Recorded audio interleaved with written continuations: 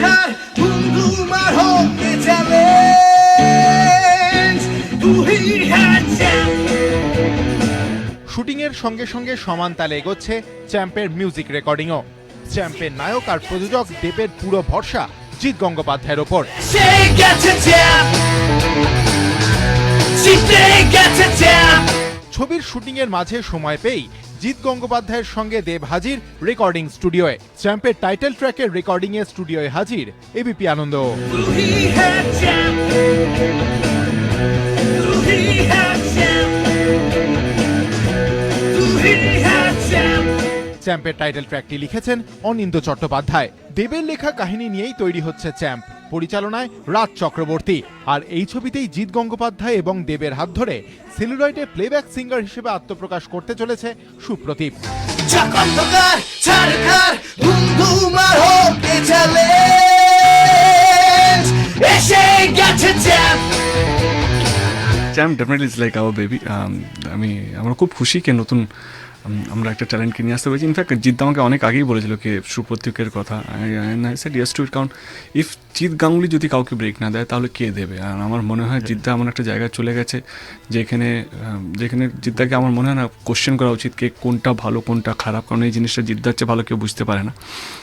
আমার টিউনটা ডেফিনেটলি ভালো লেগেছে, আমার লেখাটা খুব ভালো লেগেছে, আমার সমস্ত কিছু ভালো। অ্যান্ড আই থিঙ্ক জিদ্দা জানে কি কোনটা ভালো হবে, কারণ সেখানে আমার ডেফিনেটলি কিছু করার ছিল না, কারণ আমিও একটা সময় নতুন ছিলাম, আমাকেও একজন ব্রেক দিয়েছে বলে আজকে এই জায়গায় পৌঁছেছি।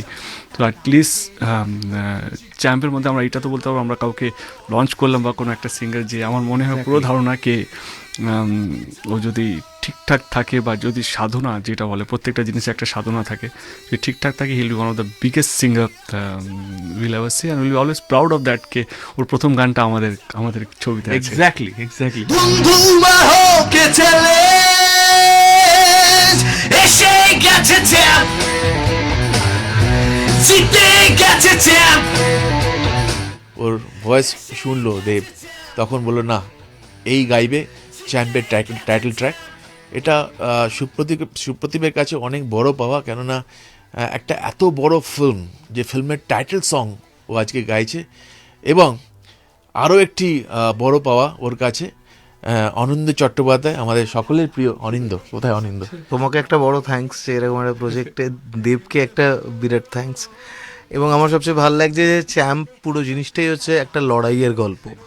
তো আজকে এই গানটা আমার এসে মনে হচ্ছিল যে ও যখন গাইছে, তো ওরও তো সত্যি মাঝখানে শরীরটা একটু খারাপ হয়েছিল, ফলে ও যে হসপিটাল থেকে ফিরে এসে এইভাবে দাঁড়িয়ে গান গাইছে, সেটার মধ্যেও একটা চ্যাম্প লুকিয়ে আছে।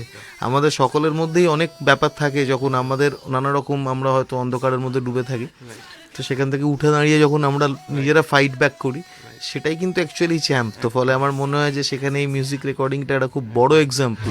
জিতে গেছে চ্যাম্প, এসে গেছে চ্যাম্প, জিতে গেছে চ্যাম্প। মিউজিক সিটিং যখন হয়, দেবের বাড়িতে হয়, আমার হোটেলে হয়, তো খুব এনজয় করি আমরা। প্রচুর খাওয়া দাওয়া চলতে থাকে, আর খুব এনজয় করছি। চলতে থাকে একটু না না, আমরা ডায়েট করতে পারবো না কোনোদিন। আচ্ছা, এবার সুপ্রতীক আজকে খুব অসুস্থ, কিন্তু ও এসেছে স্টুডিওতে এবং দারুণ পারফর্ম করলো। এইটা স্বপ্ন ছিল, মানে এইটাই হয়তো স্বপ্ন ছিল ছোটবেলা থেকে, আর কোনো স্বপ্ন দেখিনি আমি এইটা ছাড়া। যে সবাই বলতো বড় হয় কী হবি সামথিং। আমার অনেক বন্ধুরা আছে, তারা অনেক বড় বড় চাকরি করে, কেউ ডাক্তার, কেউ ইঞ্জিনিয়ার হয়েছে। আমি বলতাম আমি গান করব। চ্যাম্পের টাইটেল ট্র্যাকের সুরে বুকের ভেতরে কাঁপন ধরে। এই গানেই যেন লুকিয়ে চ্যাম্পের চ্যালেঞ্জ। মানস বসাক, এবিপি আনন্দ, কলকাতা। জিতে গেছে চ্যাম্প, এসে গেছে চ্যাম্প।